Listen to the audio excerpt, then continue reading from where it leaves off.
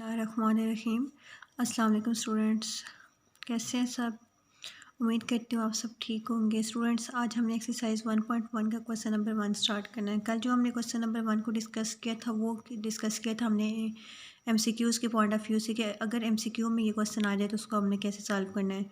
लेकिन फिर मैंने शार्ट क्वेश्चन के हवाले से बात की थी, उसके रेफरेंस को अगर देखा जाए शार्ट क्वेश्चन में अगर ये आ जाता है 2 मार्क्स का, तो जस्ट आप 2/2 या 2/3 इसके आर्डर लिख देंगे तो वो आपको उस तरह से मार्क्स नहीं देगा, कंप्लीट मार्क्स नहीं देगा, क्योंकि हर स्टेप को फॉलो करना होता है और मैथ्स में हर स्टेप के मार्क्स होते हैं।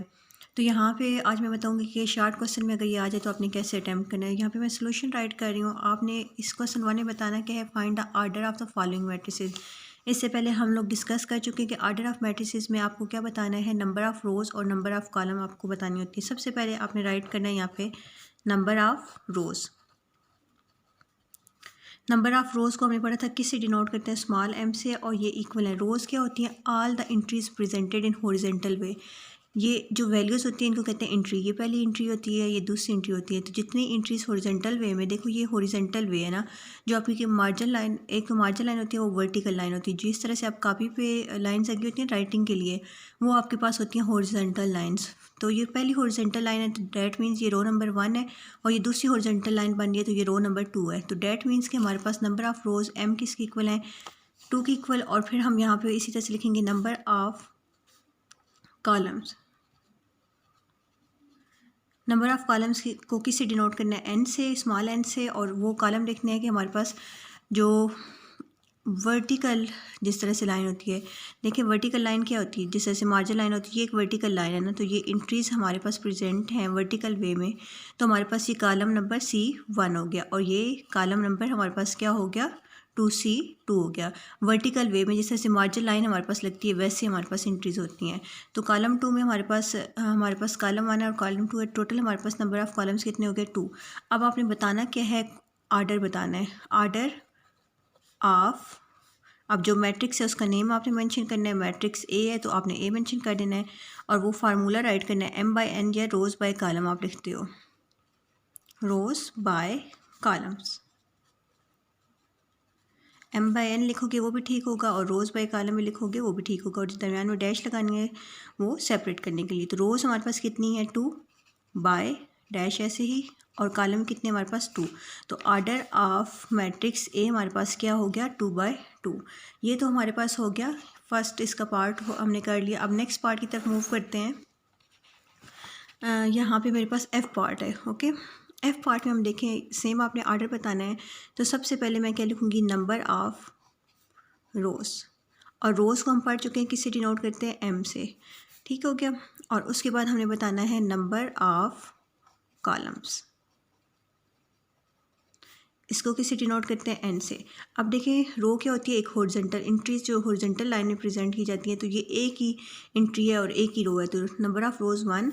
और ये देखें ये वर्टिकल वे में हमारे पास ये कॉलम बन रहा है ना, तो कॉलम हमारे में भी एक ही एंट्री है और एक ही कॉलम है, तो हम कहेंगे कि हमारे पास रो भी एक है और कॉलम भी एक है। अब आपने बताना है आर्डर, आर्डर बताना है मैट्रिक्स एफ़। अब पहले ए था तो ए लिख दिया, अब एफ़ है तो एफ़ लिख दिया। तो आर्डर किस तरह से होता है, rows by column. We have 1 row dash and we have 1 column, so order of matrix F is 1/1. next is H part, बीच में से मैं पार्ट को स्किप कर रही हूँ, वो आप लोग खुद करोगे। यहाँ पे चेक करेंगे, अगेन आर्डर फाइंड आउट करना है। तो सबसे पहले नंबर ऑफ़ रोज़, पहले रोज़ लिखती है यहाँ पे, नंबर ऑफ़ रोज़। रोज़ को किससे डिनोट करते हैं, स्मॉल m से।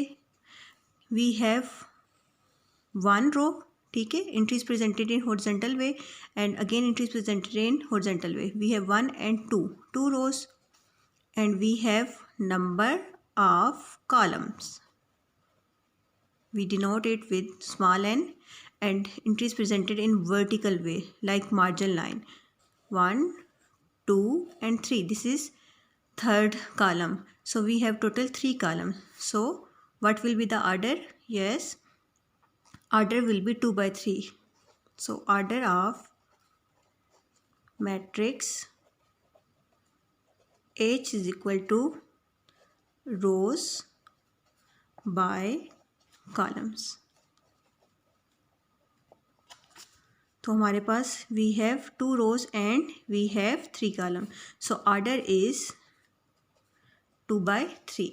अब ये जो क्वेश्चन है ना, हमने क्वेश्चन नंबर 1 अटैम्प्ट किया है हमने शार्ट क्वेश्चन के पॉइंट ऑफ व्यू से, कि अगर शार्ट में आ जाए तो आपने ये काम करना है, और अगर ये MCQ में आ जाता है तो सिंपली वहाँ से आप देखोगे कितनी रोज़ हैं, 2 rows और 3 कॉलम्स हैं, तो आप MCQ में ऑप्शन 2/3 पे टिक मार्क कर दोगे। लेकिन अगर वहाँ पे ऑप्शन होगा 3/2 तो वो गलत होगा, इसका वो रॉन्ग होगा। क्यों रॉन्ग होगा? क्योंकि हमने जो ऑर्डर बताना होता है वो रोज़ बाय कॉलम बताना होता है, नॉट कॉलम बाय रोज़।